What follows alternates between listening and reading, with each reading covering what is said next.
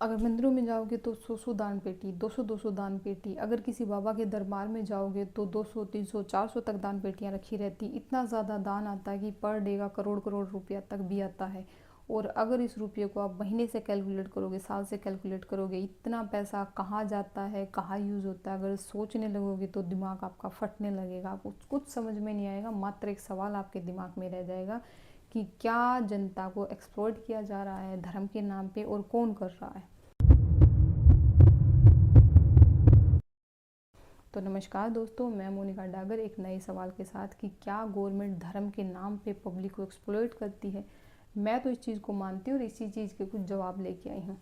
देखो, एक्सप्लॉइट तो करती है क्योंकि उनको पता है कि जो लोगों की फीलिंग्स है ना वो बहुत कमज़ोर है, खासकर हिंदू धर्म की। वो धर्म के नाम पे बुद्धि भ्रष्ट हो जाती है उनकी, वो आगे कुछ सोच नहीं पाते।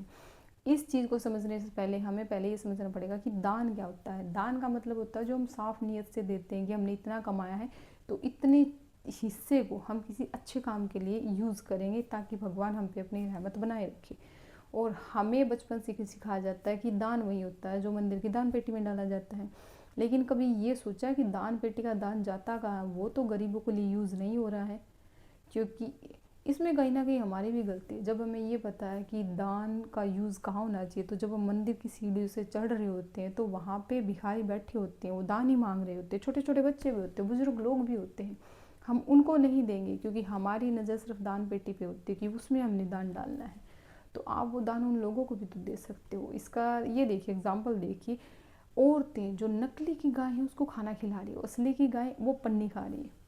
तो मतलब ये कैसा धर्म है, कैसा लॉजिक है।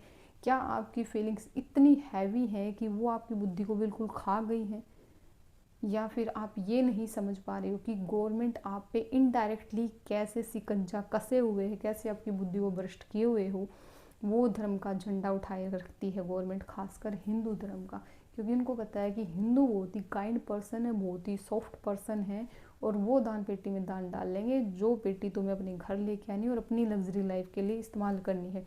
और ये मैं ऐसे ही नहीं बोल रही हूँ, सिर्फ राम मंदिर स्कैम की बात यहाँ पे नहीं हो रही है।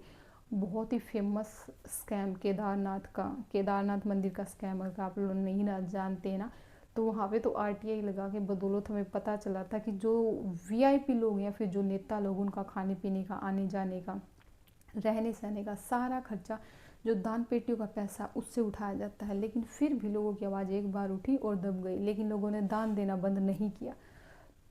जैसे गुजरात में अंबाजी मंदिर है, वहाँ पे भी सेम सिचुएशन हुई थी। जो दान का पैसा वो मिनिस्टर्स के लिए यूज़ हो रहा है। इसके अलावा भी बहुत सारे ऐसे स्कैम हो चुकी हों। वैष्णो देवी मंदिर में 200 किलो चांदी नकली पाई गई थी। अब हम और आप लोग तो नकली चढ़ावा चढ़ाते ही नहीं है, तो फिर ये नकली चांदी आई कहाँ से।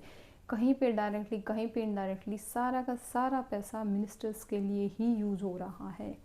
तो हम ये बेवकूफ़ी कैसे कर सकते हैं कि जब गवर्नमेंट हम अपनी मर्ज़ी से पैसा दे रहे हैं, टैक्स से भी कहीं कहीं कहीं ज़्यादा, और गवर्नमेंट उसको बहुत ही मज़े से मिल बांट के खा रही है, तो वहाँ पे हमारी आवाज़ उठाने की ज़रूरत भी नहीं है। सिर्फ इतना करना है कि अपना दान आप लोगों ने डायरेक्ट करना है, दान बेटी के थ्रू नहीं करना है। तो वहाँ पे आपकी भावनाएं, आपकी बुद्धि पे इतनी हैवी कैसे हो रही है कि बिल्कुल आंखों पे पर्दा गिरा हुआ है।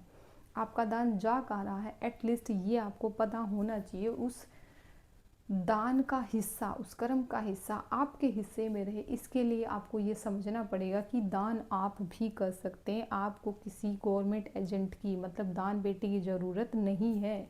जिस दिन ये समझ जाओगे ना, तो बाकी स्कैम को नहीं, लेकिन एटलीस्ट जो दान के थ्रू स्कैम होता है उन चीज़ों को आप रोक सकते हो। इसमें पब्लिक बराबर की भागीदार है क्योंकि बेवकूफ़ है। तो हमें ये समझना होगा कि हमारा पैसा है, हमारा दान है, हमारे हिसाब से हो। तो प्लीज़ मिनिस्टर्स को सपोर्ट करना इस मामले में बंद करो। आपको समझ ही नहीं आ रहा आप क्या कर रहे हो। वीडियो पसंद आई हो तो प्लीज़ लाइक करना, शेयर करना, सब्सक्राइब करना।